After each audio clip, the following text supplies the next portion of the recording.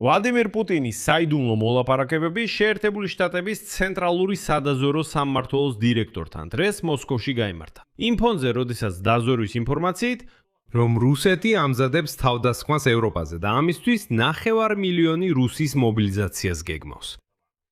ასევე იმ ფონზე, რომ შეერთებული შტატები შიშობს ირანი, რუსეთისა და ჩინეთის მხარდაჭერით, შეიძლება ახლო აღმოსავლეთში ახალ სამხედრო ესკალაციაზე წავიდეს. წარმოიდგინეთ, რუსეთის პრეზიდენტი ვლადიმერ პუტინი სასწრაფოდ აუქმებს მასშტაბურ ღონისძიებას კრემლში, რომლისთვისაც ასობით ადამიანი ემზადებოდა და სრულად ცვლის თავის სამშაო გრაფიკს. მიზეზი: აშშ-ის ცენტრალური სადაზვერვო სამმართველოს დირექტორის ჯონ რედკლიფის მოულოდნელი ვიზიტია. და აი, როცა მოსკოვში მოლაპარაკებები დასრულდა, ლიტვაში გაფრინდა არა მხოლოდ აშშ-ის სამხედრო თვითმფრინავი, რომელშიც ცენტრალური სადაზვერვო სამმართველოს დირექტორი ჯონ რედკლიფი იმყოფებოდა, არამედ მის კვალდაკვალ იგივე მიმართულებით. გაფრინდა რუსეთის სპეციალური რაზმის თვითმფრინავით, რომელიც ყოველთვის რუსეთის ფედერაციის მაღალ ჩინოსნებს გადაჰყავს, რაც ძალიან არატიპიურია.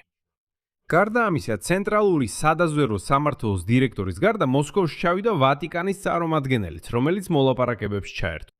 და რაც თავია, ზუსტად ასეთი რამ უკვე ერთხელ მოხდა უახლეს ისტორიაში. 2021 წლის ნოემბერში რუსეთის უკრაინაში სრულმასშტაბიანი შეჭრის დაწყებამდე 3 თვით ადრე სხვა ცენტრალური სადაზვერვო სააგენტოს დირექტორიც ასევე იმავე სამხედრო თვითმფრინავით ჩამოფრინდა მოსკოვში. და აი 2026 წლის 25 აგვისტოს ისტორია თითქმის სიტყვასიტყვით მეორდება. ამერიკული სამხედრო თვითმფრინავი ვნუკოვოს აეროპორტში ჯდება. ვლადიმერ პუტინი მთლიანად ცვლის სამშაო გრაფიკს და რამდენიმე საათის შემდეგ თვითმფრინავი, რომელშიც ცენტრალური სადაზვერვო სამმართველოს დირექტორი ჯონ რედკლიფი იმყოფება, უკან მიფრინავს. და მის შემდეგ ჰაერში ადის საიდუმლო თვითმფრინავი სპეციალური რაზმის რუსეთი. და უკვე გაჩნდა პირველი ინსაიდერული ინფორმაცია იმის შესახებ, თუ რა ზუსტად მოიტანა ცენტრალური სადაზვერვო სამმართველოს დირექტორმა მოსკოვში. და როგორ არის ეს დაკავშირებული მასშტაბურ სამხედრო საჰაერო წვრთნებთან, რომელსაც ნატო ატარებს კალინინგრადის გარშემო და აშშ-ის დაზვერვის მონაცემებთან, რომ რუსეთი ევროპის წინააღმდეგ პროვოკაციას ამზადებს. მოდით ახლა ყველაფერს მშვიდად გავარგოთ. ამ ისტორიას საათობრივად განვიხილავთ ყველა ვერსიით და რა თქმა უნდა ისტორიული სიტყვებითა და პარალელებით. ჩემი სახელია ალექსეი პეჩი. მოდით ერთად განვიხილოთ ეს თემა. აქ ძალიან ბევრი საინტერესო რამ არის, მაგრამ სანამ დავიწყებთ, გთხოვთ გამოიწეროთ ეს YouTube არხი. და გადაცემის ბოლოს, თუ ამ ინფორმაციას მნიშვნელოვან და საჭიროა ჩათვლით, გთხოვთ მხარი დაუჭიროთ ამ დამოუკიდებელი YouTube არხის მუშაობას თქვენი დონაციით, ან YouTube-ზე ფასიანი სპონსორული გამოწერით. ყველაფერს შეძლებთ ამ ვიდეოს აღწერაში მოცემული ბულებითა და რეკვიზიტებით, მაგრამ ეს უკვე გადაცემის ბოლოს იქნება. დროებით. მოდით ყველაფერს თანმიმდევრულად მივყვეთ და დავიწყოთ თავად ფაქტით, რომ აშშ-ის სამხედრო თვითმფრინავი მოსკოვში ჩავიდა. CBS News-ის კორესპონდენტმა ჯენიფერ ჯეიკობსმა ანონიმურ წყაროებზე დაყრდნობით პირველმა გაავრცელა ინფორმაცია, რომ შეერთებული შტატების ცენტრალური სადაზვერვო სამმართველოს დირექტორი ჯონ რედკლიფი სამშაბათს ჩავიდა რუსეთში, რათა მოსკოვში რამდენიმე შეხვედრაში მიეღო მონაწილეობა. რეიტერსმა მოგვიანებით დაადასტურა ეს ინფორმაცია. ხოლო კრემლში თავს უცოდინრად აჩვენებდნენ და ამბობდნენ, რომ საერთოდ არ იციან რა ხდება გარშემო. ხოლო კრემლის სპიკერი დმიტრი პესკოვი საერთოდ ამბობდა, რომ არ იცის რა ხდება იქ. აშშ-ის სამხედრო თვითმფრინავი ვნუკოვოში დაეშვა. მოსკოვში ჩამოფრინდა ამერიკული სამხედრო სატრანსპორტო თვითმფრინავი Boeing C-17 Globemaster მე-3. აშშ-ის სამხედრო საჰაერო ძალებიდან, სწორედ ის ბორტი, რომლის მარშრუტით ჩვენ უკვე განვიხილეთ წინა გამოშვებაში. ის გაფრინდა შეერთებული შტატებიდან კვირას, ჯერ ჩავიდა რიგაში, ხოლო სამშაბათს ლატვიის დედაქალაქიდან პირდაპირ მოსკოვში გაემგზავრა. Flight Radar 24-ის სერვისის მონაცემებით თვითმფრინავი დილით დაეშვა ვნუკოვოს აეროპორტში. ამერიკული თვითმფრინავის მოსკოვში ჩამოფრენის შემდეგ ქალაქში შენიშნეს ავტომობილების კორტეჟი ამერიკელი დიპლომატების ნომრებით. კრემლის რეაქცია დემონსტრაციულად თავის ამრიდებელი იყო და ეს რამდენიმე დონეზე გამოიხატა. რუსეთის პრეზიდენტის პრეზდივანმა დმიტრი პესკოვმა განაცხადა, რომ კრემლს არ აქვს ინფორმაცია ვნუკოვოში ჩამოსულ ამერიკულ სამხედრო თვითმფრინავზე. და დაამატა, რომ თეთრი სახლის წარმომადგენლებთან შეხვედრები თითქოს დღეს არ იგეგმებოდა. კიდევ ერთხელ აღნიშნავდა, როგორ აგრძელებენ რუსები ამის შემდეგ დმიტრი პესკოვის დაჯერებას. სხვათა შორის დღეს მან თქვა, რომ მობილიზაცია ნამდვილად 100%-ით არ იგეგმება. მაგრამ აი რა არის საინტერესო. კრემლის პულის კორესპონდენტმა ალექსანდრ იუნაშევმა განაცხადა, რომ ვლადიმირ პუტინმა დღეს სასწრაფოდ შეცვალა თავისი სამუშაო გრაფიკი სამშაბათისთვის აშშ-ის ცენტრალური სადაზვერვო სამმართველოს ხელმძღვანელის ვიზიტის ფონზე, ამ დღეს დაგეგმილი მასშტაბური ღონისძიება, რომლის მომზადებაზეც ასობით ადამიანი მუშაობდა. ის მის ჩატარებამდე სულ რამდენიმე დრით ადრე გადაიტანეს, მიუხედავად იმისა, რომ დღეს უნდა გამართულიყო. ანუ კრემლში როგორც კი გაიგეს, რომ ცენტრალური სადაზვერვო სამმართველოს დირექტორი ჩამოდის, მაშინ ყველაფერი გააუქმეს. მისი თქმით, წყაროებმა დაადასტურეს ეს ინფორმაცია მოსკოვში ჯონ რედკლიფის ჩამოსვლის შესახებ. და სწორედ ამ ვიზიტის გამო ვლადიმერ პუტინმა გააუქმა დღევანდელი დღის ყველა გეგმა. კიდევ ერთი მნიშვნელოვანი დეტალი. ის, რაც აშშ-ის ადმინისტრაციამ გააკეთა ჯერ კიდევ ჯონ რედკლიფის მოსკოვში ვიზიტამდე, სააგენტო აქსიოსის ინფორმაციით, ვაშინგტონმა წინასწარ აცნობა უკრაინულ მხარეს მაღალი რანგის დელეგაციის მოსაოდნელი ვიზიტის შესახებ და სთხოვა კიევს შეეჩერებინა დარტყმები რუსეთზე დელეგაციის გამგზავრებამდე. Financial Times-კი აზუსტებს, რომ თხოვნა ეხებოდა არა მხოლოდ მოსკოვს, არამედ სანქტ-პეტერბურგსა და რუსეთის ჩრდილოეთ რეგიონებსაც.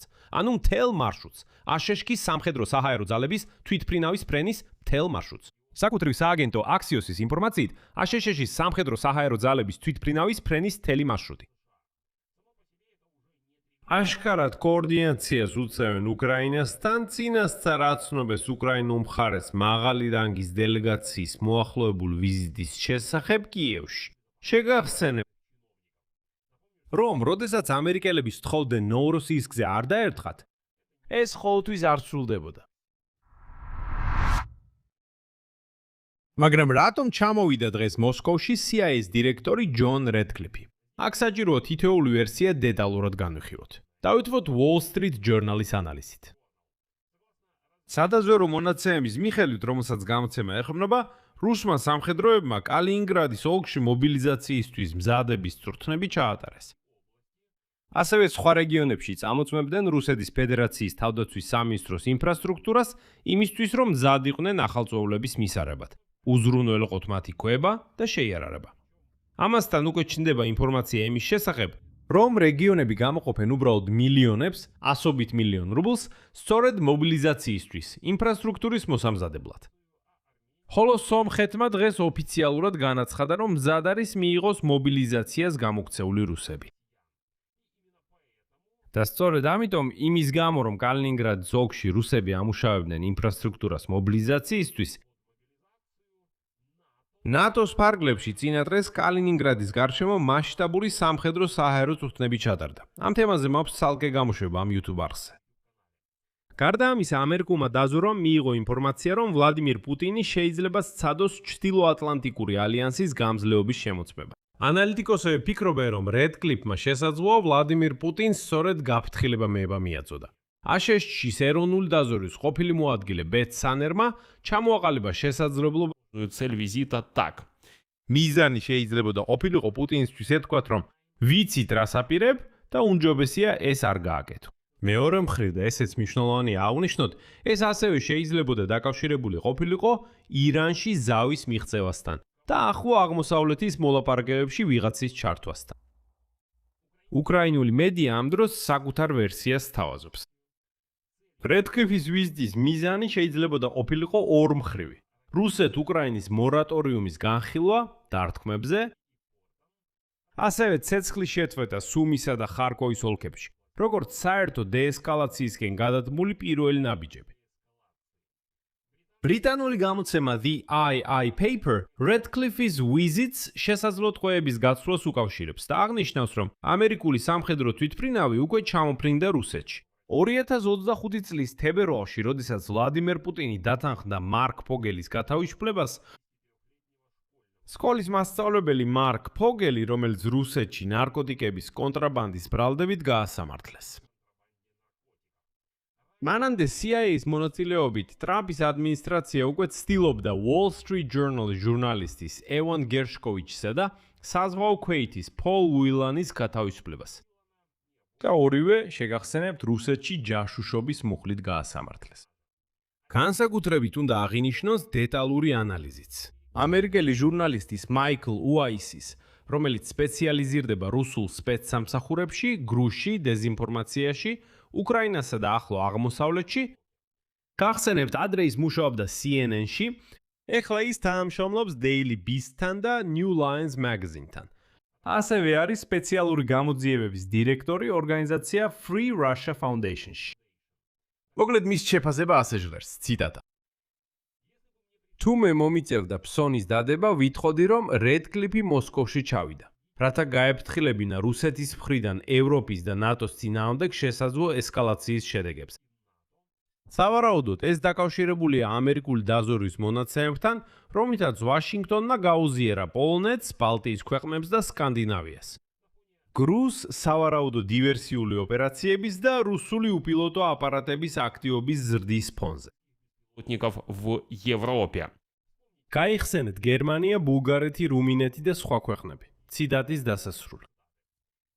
აქ აღნიშნავ, რომ ვაისი პირდაპირ ამბობს, რომ გერმანიაში მესამე უპილოტო აპარატი ასაფეთქებელი ნივთიერებით იპოვეს და ეს სამი უპილოტო აპარატი ყველა უკავშირდება რუსეთის სპეცსამსახურების მცდელობას დაესხნენ უკრაინულ სამხედრო სატრანსპორტო თვითმფრინავს, რომელიც აგვისტოს დასაწყისში ლაიფციგის აეროპორტში იდგა.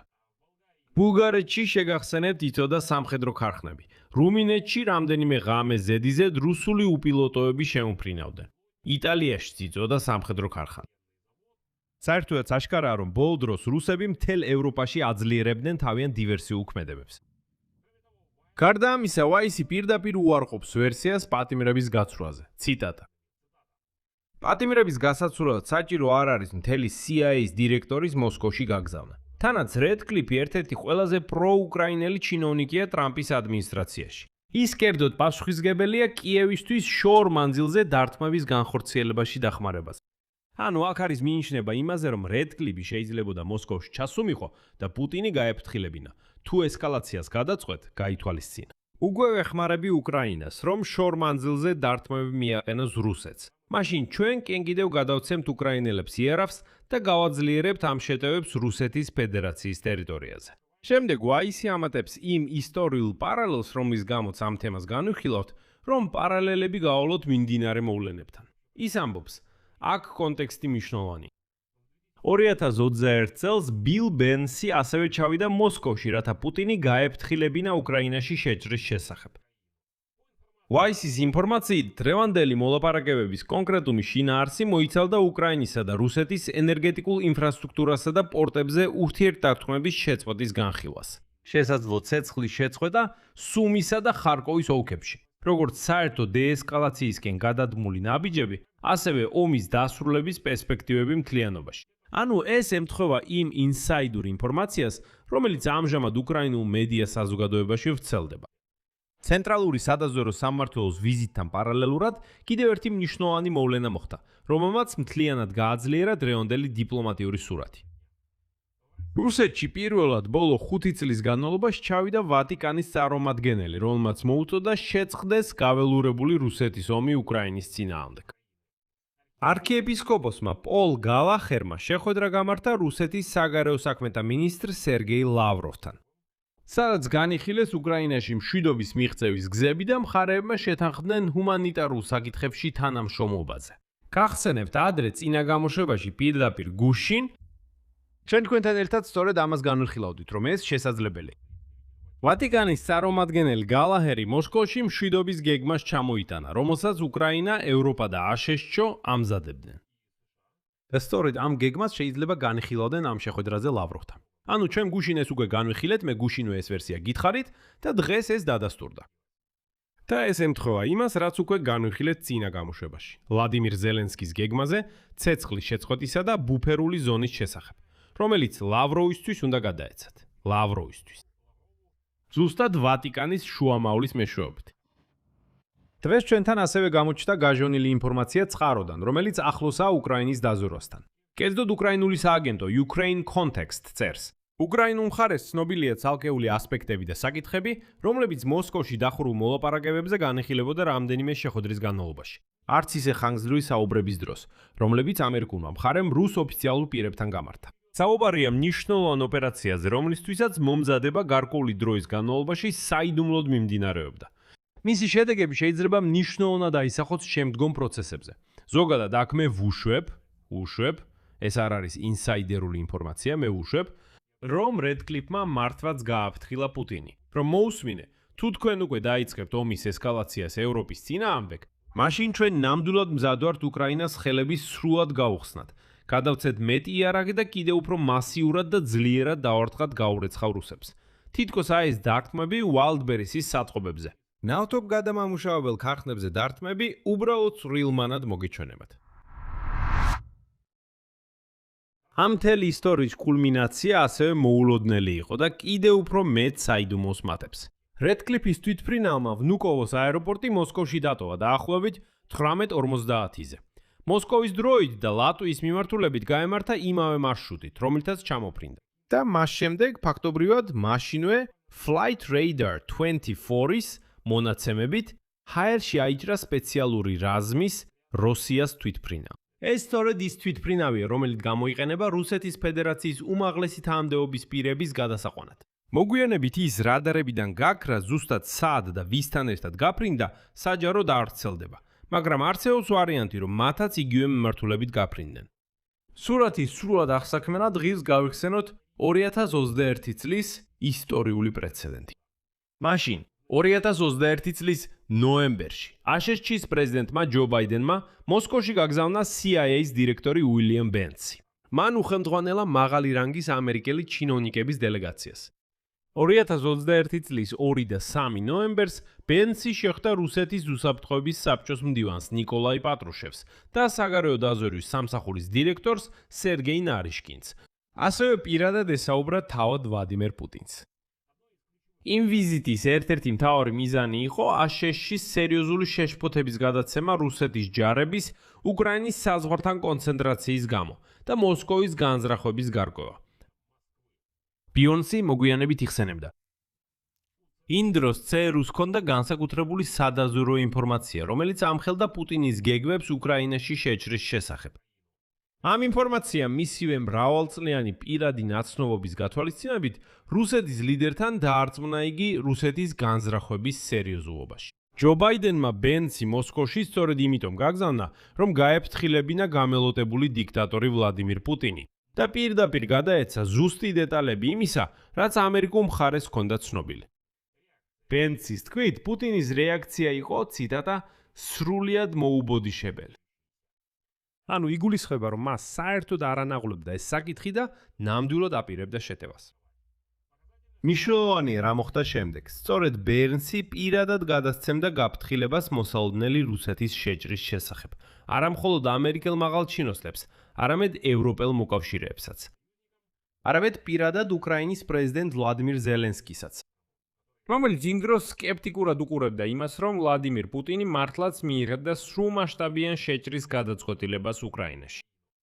სრულმასშტაბიანი ომის დაწყებამდე ერთი თვით ადრე ბიონსმა აცნობა ზელენსკის, რომ რუსეთი აპირებდა მყისიერად დაესხას თავს კიევს და ცენტრალური ხელისუფლების ხელმძღვანელობა მოეშორებინა. პუტინის მიზანი მაშინ ჩავარდა. ნაწილობრივ სწორედ წინასწარი გაფრთხილების წყალობით, რომელიც რუსეთის გეგმებზე მიაწოდეს CRU და სხვა სადაზვერვო სამსახურებმა, მოგვიანებით უკვე ომის შუაგულში ბენცი რეგულარულად ჩადიოდა კიევში საიდუმლო ვიზიტებით, რათა ზელენსკის ბრიფინგები ჩაეტარებინა. უკრაინელი ოფიციალური პირები მას პატივსაცემ ფიგურად მიიჩნევდნენ. სწორედ იმიტომ, რომ მისი ზუსტი გაფრთხილება 2022 წლის იანვარში იმის შესახებ, რომ რუსეთის ძალები ანტონოვის აეროპორტის დაკავებას შეეცდებოდნენ, ეს დაეხმარა უკრაინას აეროპორტის დაცვისთვის მომზადებაში და არ მისცა რუსეთს იქ გამაგრებისა და კიევის აღების შესაძლებლობა. არის კიდევ ერთი ძალიან მნიშვნელოვანი დეტალი სრული სურათისთვის. 2025 წლის იანვარში თანამდებობაზე დანიშვნის შემდეგ Redcliffe, ცენტრალური სადაზვერვო სააგენტოს დირექტორი, რეგულარულად ინარჩუნებდა კონტაქტს თავის რუს კოლეგასთან, საგარეო დაზვერვის სამსახურის ხელმძღვანელ სერგეი ნარიშკინთან. და ის საბოლოოდ აშშ აფრთხილებს ევროპის ქვეყნებს, რომ პუტინი ამზადებს მობილიზაციას და ემზადება ნატოზე თავდასხმისთვის, ხოლო ამერიკული დაზვერვის ხელმძღვანელი პირადად ჩაფრინდა მოსკოვში.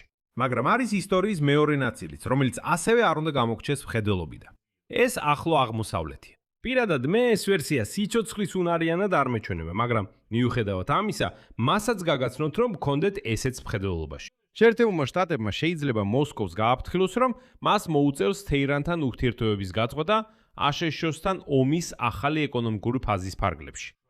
წინააღმდეგ შემთხვევაში რუსეთს მეორეული სანქციები ელოდება. მით უმეტეს აშშ არ წუნებს რუსეთს, კრემლს, რომ არ გადასცეს ირანს იარაღი.